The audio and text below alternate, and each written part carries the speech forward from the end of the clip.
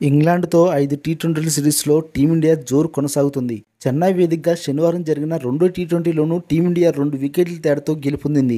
ఆఖరి ఓవర్ వరకు ఉత్కంఠగా సాగిన ఈ మ్యాచ్లో తెలుగు తేజం తిలక్ వర్మ ఒంటరి పోరాటంతో టీమిండియా విజయాన్ని అందుకుంది.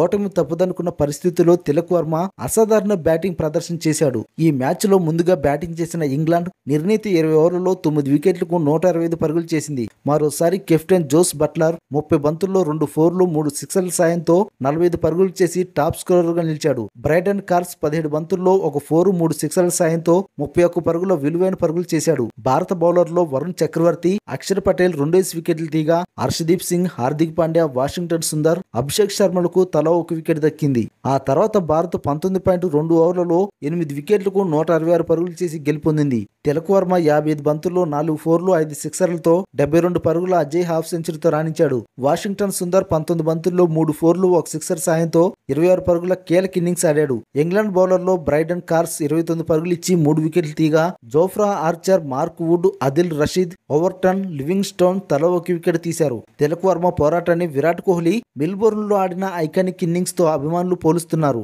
166 పరుగుల లక్ష్య ఛేదనకు దిగిన భారత్ కు శుభారంభం దక్కలేదు. ఓపెనర్లు సంజు శాంసన్ 5 పరుగులు, అభిషేక్ శర్మ 12 పరుగులతో వరుస ఓవర్లలో పెవిలియన్ చేరారు. మార్క్ వుడ్ బౌలింగ్ లో అభిషేక్ శర్మ వికెట్ల ముందు దొరికిపోగా సంజు శాంసన్ ను జోఫ్రా ఆర్చర్ క్యాచ్ అవుట్ గా పెవిలియన్ చేర్చాడు. క్రిజ్లోకి వచ్చిన తిలక్ వర్మ భారీ సిక్సర్ బాదడంతో వేగంగా పరుగులు వచ్చాయి. మరో ఎండ్లో కెప్టెన్ సూర్యకుమార్ యాదవ్ 12 పరుగులతో ఉండగా బ్రైడన్ కార్స్ క్లీన్ బౌల్ చేశాడు. దాంతో పవర్ ప్లేలో టీమిండియా 3 వికెట్లకు 59 పరుగులు చేసింది. పవర్ ప్లే అనంతరం భారత్ వరుసగా వికెట్లు కోల్పోయింది. ధ్రువ్ జురేల్ 4 పరుగులతో, హార్దిక్ పాండ్యా 7 పరుగులతో తీవ్రంగా నిరాశపరిచారు. దాంతో భారత్ 78 పరుగులకే 5 వికెట్లు కోల్పోయి కష్టాలు పడింది. ఈ పరిస్థితుల్లో క్రిజ్లోకి వచ్చిన వాషింగ్టన్ సుందర్ తో కలిసి తిలక్ వర్మ జట్టును ముందుకు నడిపించాడు. ఈ క్రమంలో అతను 38 బంతుల్లో 50 పరుగులు చేశాడు. సుందర్ ఇచ్చిన సునాయాస్ క్యాచ్ ను ఆదిల్ రషీద్ నేలపాలు చేయగా అతను ఓ భారీ సిక్సర్ తో పాటు ఒక బౌండరీ కూడా బాదాడు. సుందర్ 26 పరుగులతోండగా కార్స్ క్లీన్ బౌల్ చేయగా అక్షర్ పటేల్ 2 పరుగులతోండగా లివింగ్ స్టోన్ అవుట్ చేశాడు.